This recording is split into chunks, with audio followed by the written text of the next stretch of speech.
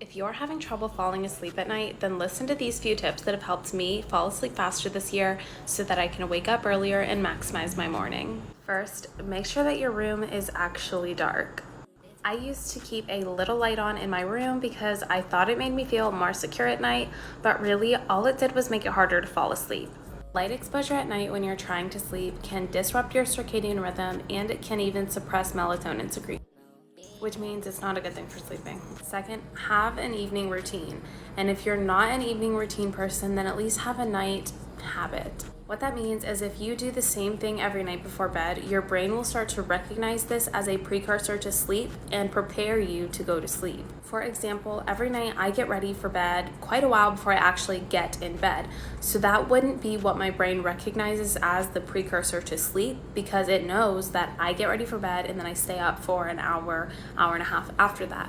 However, every night before I get into bed and get ready to sleep, I put my phone on the nightstand on the other side of my room, plug it in, and turn on my sunrise alarm clock. So this is what my brain recognizes as a precursor to sleep.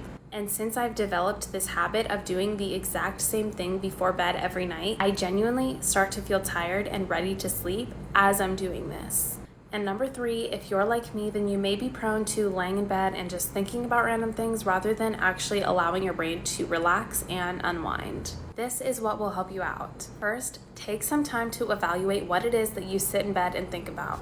Once you have that figured out, take some time to intentionally sit with your thoughts, not in bed. Write them out if you need to get them out of your head, and then when you do get in bed, you're not going to have as much to think about. I used to lay in bed and think about what I needed to get done the next day, so now when I'm getting ready for bed or before I get in bed, I will sit and make a list of what needs done the next day so I don't have anything to think about when I'm in bed. Obviously, you're still thinking of things as you're laying there, but it's not going to be anything that's stressing you out if you intentionally got that out of your brain. And if these tips are not enough, make sure you click the plus, because tomorrow I'm filming a video on Mel Robbins' 3-2-1 evening routine, and it is the ultimate game changer.